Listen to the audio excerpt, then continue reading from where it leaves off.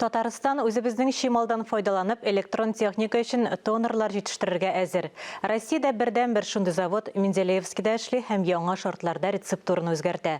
Шулай ук мебель фабрикасы һәм тәрәзә ясаучыларда сату базарын киңәйтергә әзерләнә. Менделеев шәһәренең данлыклы завод һәм фабрикасында хәбәрчеләребездә булып кайтты. 28 тысяч листов с этой бутылочки распечатать. Менделеевскида, Россияда бердән-бер булган Карпов концерн заводында лазер техникасы өчен тонер җитештерәләр.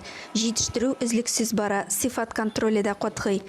Мы горды тем, что у нас... Без хәзер Россияда булуыбыз белән горурланабыз. Әйдәгез тагын нәрсә дә булса уйлап чыгарабыз, җитештерәбез диләр. Әйе, без моңа әзер. 1 тонна карап порошок чыгуда минималь экспорт. Товар озак ятмый, ил буйлап тарала, бәя тотрыклы. Күпчелек компонентлар Кытайныкы, шулай да заводта туктап калмаска алга барырга булганнар. Үзебездәге шималдан порошок җитештерәчәкләр. Рецепт өстендә хәзер Татарстан галимнәре эшли. Хәзер үсеш алыр өчен иң кулай вакыт. Күпләр өчен мөмкинлекләр ачыла. Яңа эш башлаучылар киләчәктә тагын да үсәчәк. Пластик тәрәзәләр җитештерүчеләр дә якты киләчәккә карый. Менделеевскидагы мәйданчыкта резидент 1 ай элек кенә керде. Эш кайный, алда сезон һәм тәүлегенә 1000 тәрәзә җитештерүгә чыгарга кирәк. Заказлар бөтен Идел буеннан килә.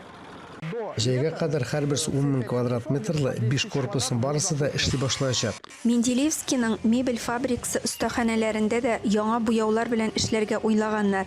Гарнитурлар, урындык диваннар илнең көньягыннан Владивостокка кадәр тарала. Биредә көнбатыш санкцияларыннан курыкмыйлар, чөнки шимал Россияныкы. Без бит инде беренче мәртәбә генә түгел. Ул санкциялар бит инде 14нче елдан бирле тотындылар.